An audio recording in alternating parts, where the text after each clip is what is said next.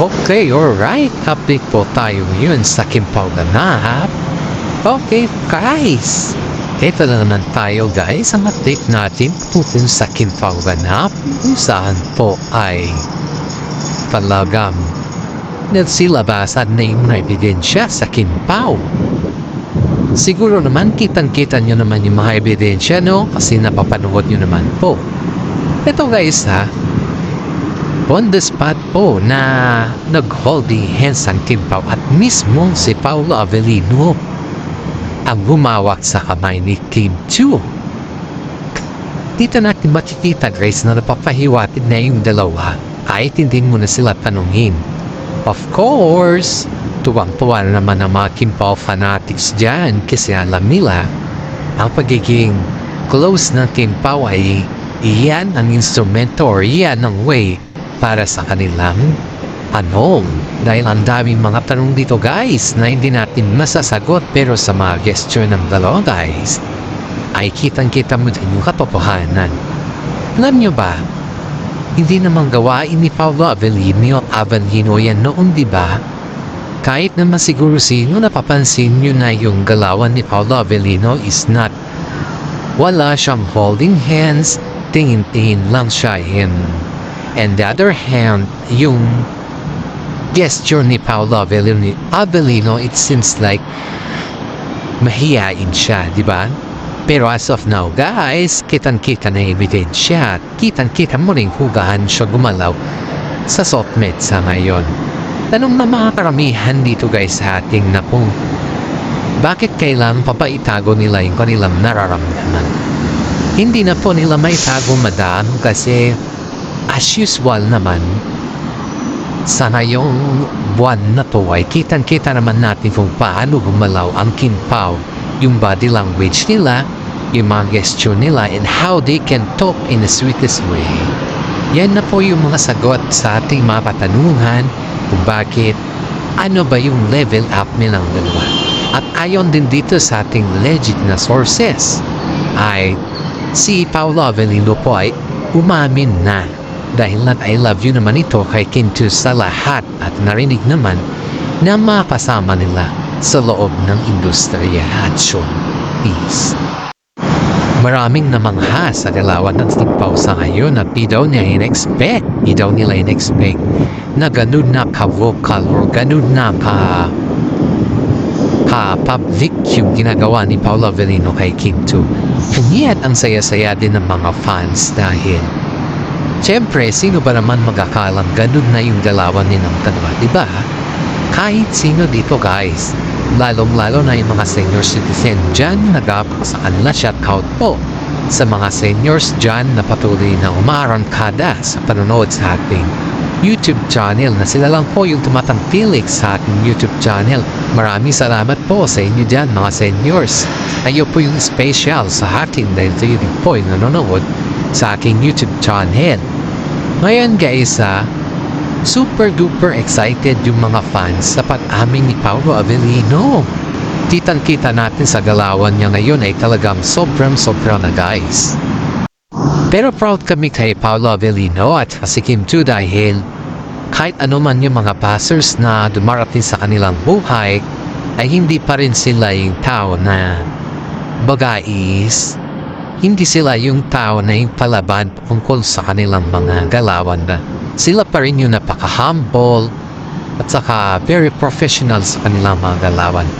Tingnan yung guys, yung mga galawan nila sa ngayon ay talagang mas very tight po yung kanilang galawan. Sabi nga nila, they're always a rainbow after the rain sa kanilang. Kasi halos lahat naman, guys, is napabatikos mga tuwi kung ano na yung sequences nila or kung ano na yung level up nila Yan yung mga inaasahan ng mga ibang fans na gusto nilang paguluhin ng Kimpaw, pero hindi po sila magtatagumpay dahil tayong mga solid Kimpaw dito ay abala tayo sa pagko-comment ng mga mabubuti dahil ayaw natin na matulad ng Kimpaw sa ibang mga tambalan, diba?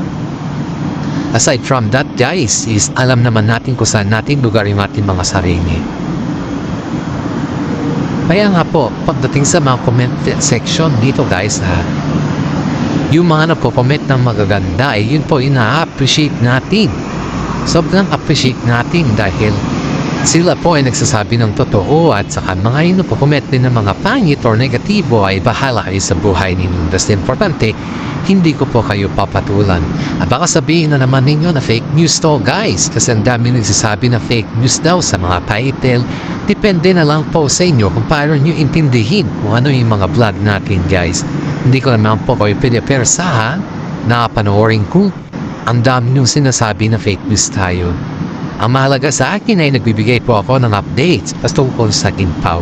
Ito guys ayon dito sa ating legit na sources si Paolo Avellino po ay nagkusa na gawin yun kay Kim Chiu para daw maramdaman ng mga fans nila, maramdaman din ng mga netizen na hindi lamang po hanggang sa show ang kanilang nararamdaman, kundi mapa-off cam and on cam yun po yung kanilang style, istilyo.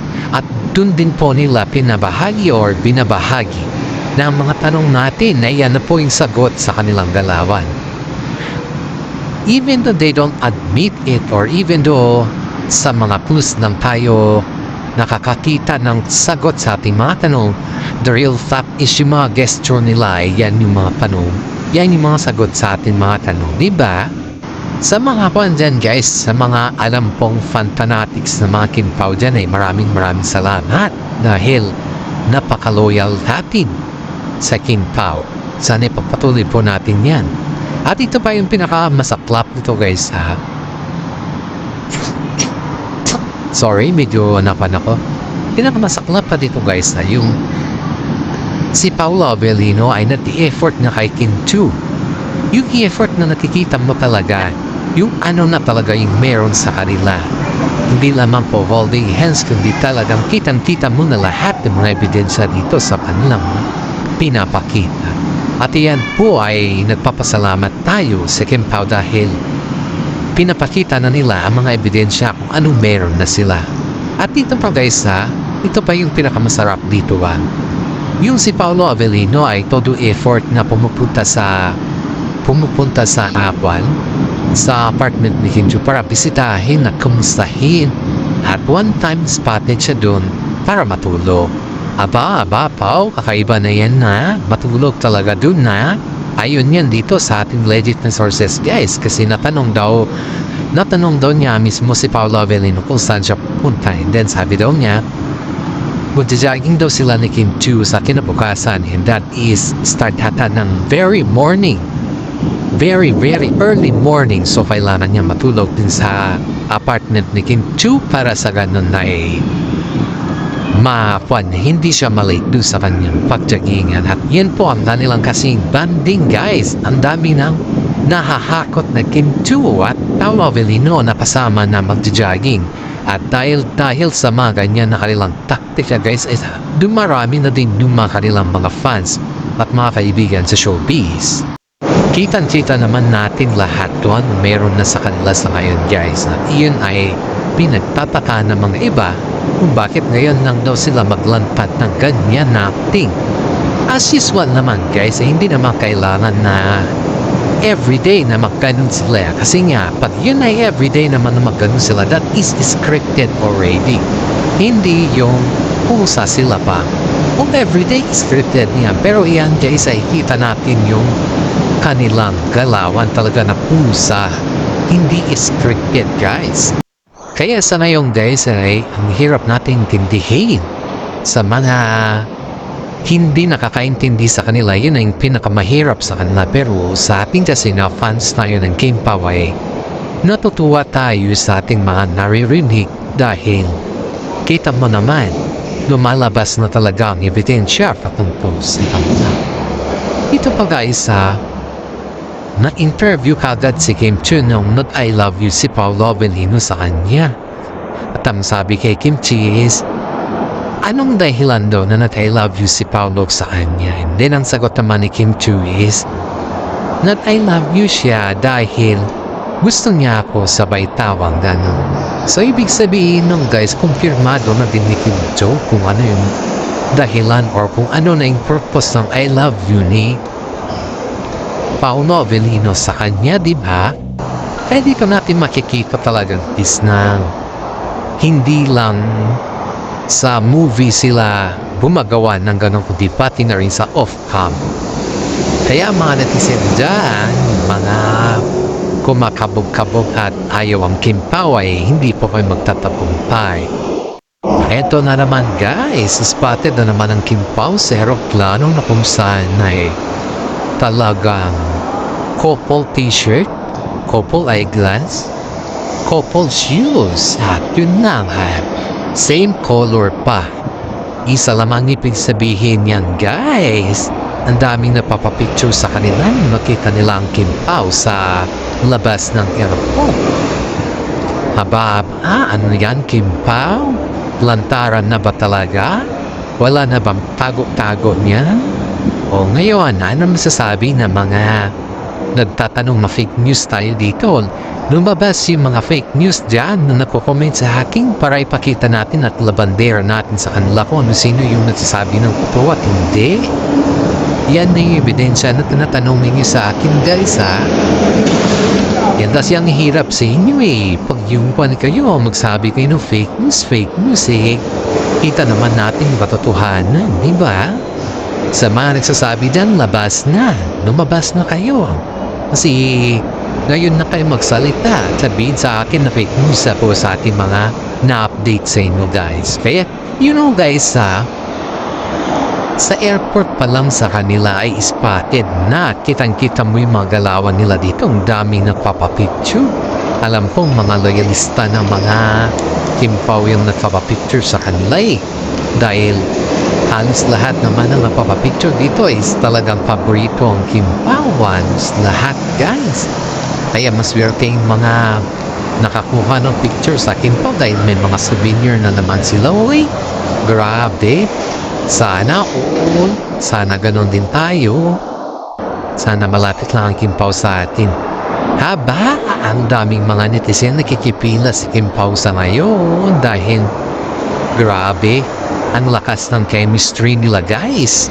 Kahit anong gawin ng mga basos dyan, wala pa rin yan. Tingnan natin ngayon o saan na yung mga tapang ng mga nagbabas sa kanila. Ano na ngayon ang masasabi ninyo? Galit pa ba rin ba kayo sa Kim Pao? Or sinasabi na ninyo, you know guys ayon dito sa ating legit na sources sinasabi po nila na umaarangkada daw si Sian Lim kay Kim Chiu dahil syempre palabas na yung kanilang movie. Ngayon may linuluto kasi si Sian Lim na movie guys na syempre hindi naman napapagod si Sian Lim na gumawa ng movie kahit monoblock lang ang nanonood sa kanya. Sana all si Sian Lim, maraming monoblock ang manonood. Ngayon, ang gusto kasi ni Sian Lim, magbabiral din po yung kanyang pakikipag-usap or yung magkaroon ba ng konting viral siya para sa pag-usapan din siya at saka pag mag-launch din siya ng kanyang movie ay ganon din kahamak, ganon din karami yung nanonood sa kanya. Yun kasi yung gusto niya guys, kaya pinipilit niya na kinukuha yung loob ni Kim Chiu at saka mga fans. Pero as of now guys ay parang hindi yun. Hindi nakiklik sa mga fans at kay Kim Chiu ginagawa ni Sian Lim. Pero ang sabi naman sa mga ito na naamoy balikan daw. Pero wala namang gano'n na nangyayari guys kasi kilala naman natin si Sian Lim na manggagamit, manggaba. Isang bitter at mangga. Ang palaya ka ba? Bakit? Kasi masyado ka kasing bitter eh. Then ba si Sian Lim guys, masyado siyang bitter sa... Kaya nga sobrang bitter ni Sian Lim at marami din yung nagagalit sa kanya dahil sa kanya mga ginagawa kay Kim Chiu. Alam nyo ba na sobrang love na love ng mga fans ang Kim Pao at ayaw nilang mabuwag yan. Kahit anong gawin ni Sian Lim na paepal or something na guluhin ng Kim Pao or yung mga fans niya para magiging mag-viral yung mga ginagawa ng mga fans niya at yun ay sa kanya naman yung side, hindi niya magpan. Wala nang click-click na ganyan guys. Kumbaga is, hindi naman bobo yung mga fans para kuan BO ba? Hindi naman BO yung mga fans. At hindi naman TANG ang mga fans. Para patulan yung mga ganyan na taktika ni Sian. Hindi ba? Kitang-kita naman natin guys kung gaano kamahal ang mga fans ng Kim Pao sa ngayon. At kahit anong gawin nila, wala yan hanggang kukulang nila yan. Etong si Paolo Avellino, nung naririnig na may mga balita na namamasyal daw si Yan Lim kay Kim Chu sa apartment pero hindi pinapapasok ni Kim Chu si Yan Lim sa apartment hanggang lang dun sa baba sa lobby lang na may dala-dala daw bulaklak at saka flowers para sa ganun ay mag-ayos daw sila mag-usap ng masinsinan pero wala na guys, even doon mag-usap sila o mag-ayos sila, wala na yung charisma ng mga fans kay Sian hindi. Bagsak na talaga siya. Kaya na siya nag-aral ng pagkapiloto dahil alam niya yung career niya sa showbiz ay wala nang paputunguhan. Kumbaga, second option na lang niya yun yung pagkapiloto niya. Para sa ganon, still ongoing pa rin yung kanyang income. Pero kahit ganon ang mangyari sa kanila guys, ay alam naman natin kung sino yung karapat dapat pagdating kay Kim Chu at saka kay Paolo Avellino. At hanggang dito na lang po ang ating YouTube channel. Maraming salamat at God bless po sa ating lahat.